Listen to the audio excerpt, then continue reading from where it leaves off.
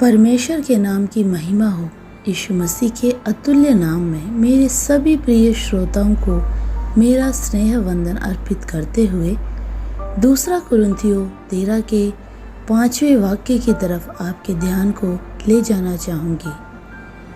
अपने आप को परखो कि विश्वास में हो कि नहीं। अपने आप को जांचो, क्या तुम अपने विषय में यह नहीं जानते कि यीशु मसीह तुम में है? नहीं तो तुम निकम्मे निकले हो।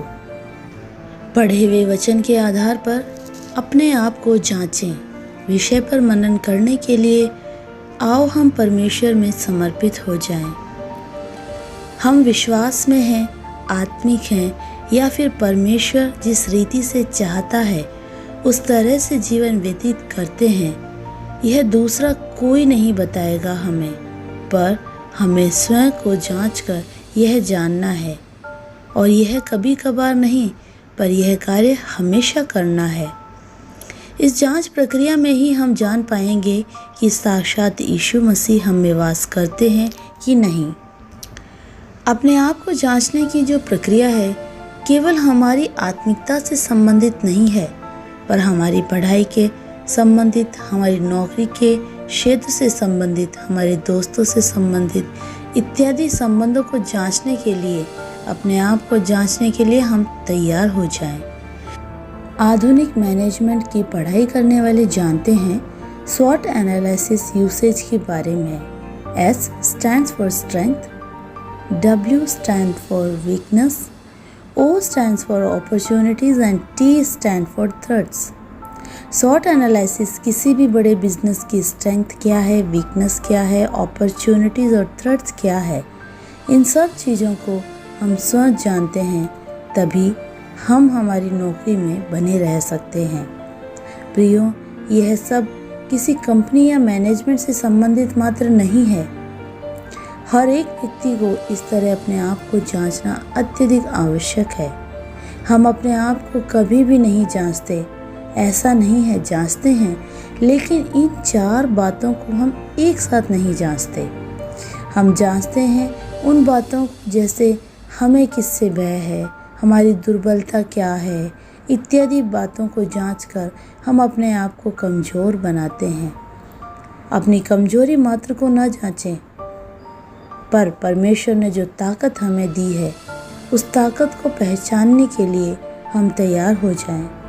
परमेश्वर ने हमें जन्म से अच्छा स्वभाव, मेहनत करने वाला स्वभाव प्रदान किया होगा, लेकिन कई बार सहनशीलता न होने के कारण हम लंबे समय तक पढ़ नहीं पाते, अवसरों को समय से उपयोग में ला नहीं पाते।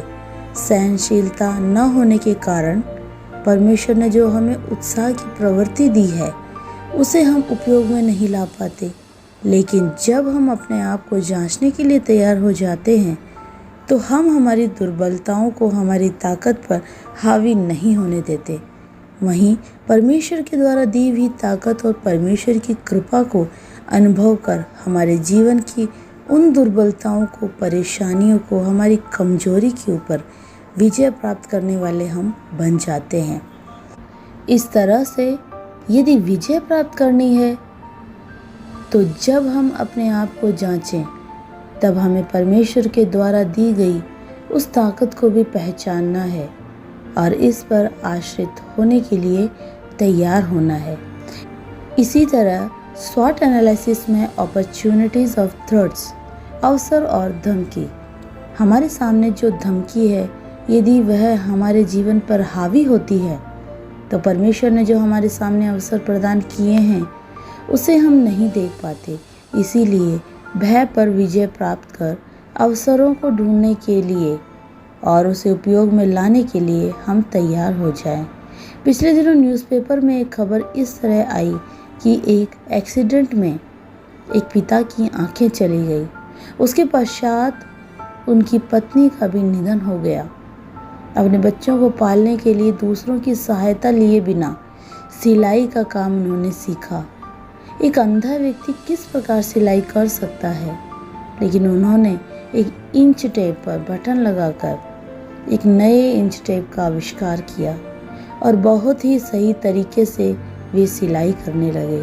और यही नहीं, बहुत से लोगों को उन्होंने सिलाई करना सिखाया भी।